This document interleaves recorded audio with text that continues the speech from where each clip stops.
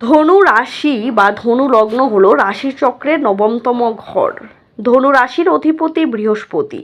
আগামী 1 মে বৃহস্পতি রাশি পরিবর্তন করে আপনাদের ষষ্ঠ ঘরে অবস্থান করবে।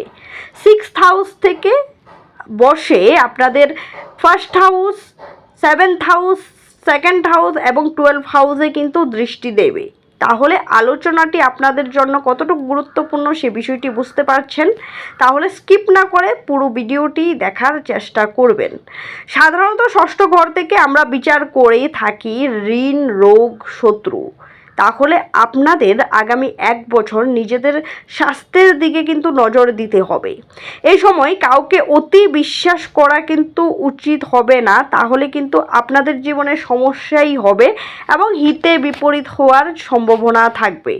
যারা কম্পারেটিভ পরীক্ষা দিতে চাইছেন আপনাদের জন্য কিন্তু সময় সুযোগ ভালো, সুতরাং আপনারা প্রিপারেশন করে এবছর পরীক্ষা দেন, অবশ্যই সাফল্য আপনাদের পক্ষে থাকবে।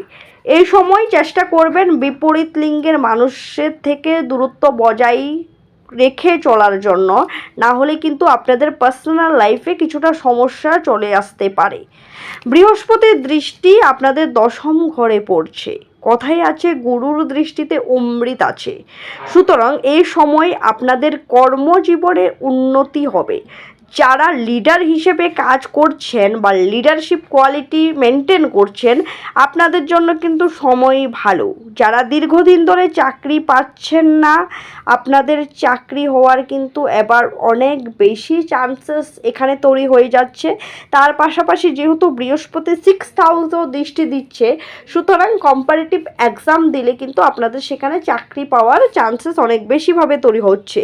তার পাশাপাশি যেহেতু 11th হাউসে বৃহস্পতির দৃষ্টি দিচ্ছে, সেক্ষেত্রে কিন্তু আপনাদের এবার আয় উন্নতি বাড়বে। তাছাড়া এতদিন ধরে যে সকল কাজ আপনারা করছিলেন সেগুলোর সাকসেস কিন্তু এবার আপনারা পেতে চলছেন।